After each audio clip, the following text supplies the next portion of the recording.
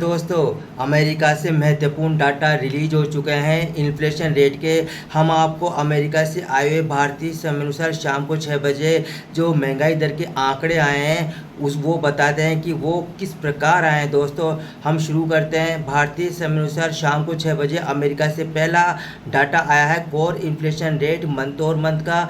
Previous data था 0.3% और इस बार भी आया है 0.3% और कंसेशन किया जा रहा था और फोरकास्ट किया जा रहा था 0.3%। ये तो अनचेंज आया है। दूसरा डाटा रिलीज हुआ है core inflation rate year over year का।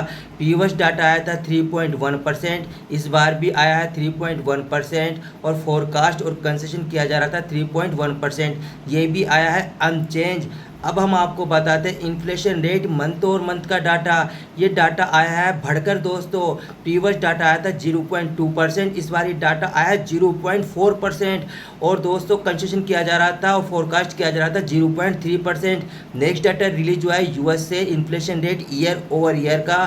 प्रीवियस डाटा आया था 2.7%, इस बार ये डाटा आया है 2.9%। मतलब अमेरिका के अंदर महंगाई बढ़ी है और कंसेशन किया जा रहा था 2.9% और फोरकास्ट किया जा रहा था 2.8%। नेक्स्ट डाटा जो रिलीज हुआ है यूएस से वो सीपीआई का। प्रीवियस डाटा आया था 323.05, इस बार ये डाटा आया 323.98 और फोरकास्ट किया जा रहा था 323.60 और कंसेशन किया जा रहा था 323.89। नेक्स्ट डाटा रिलीज हुआ है यूएसए सीपीआई एसए का। प्रीवियस डाटा आया था 322.132, इस बार ये डाटा आया है 323.364 और फोरकास्ट किया जा रहा था 323।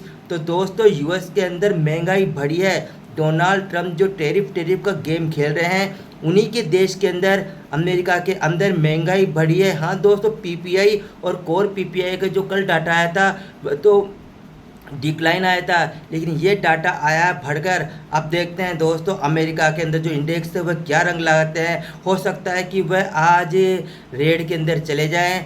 यह है दोस्तों आज का अमेरिका से आया हुआ इन्फ्लेशन का डाटा। नमस्कार दोस्तों।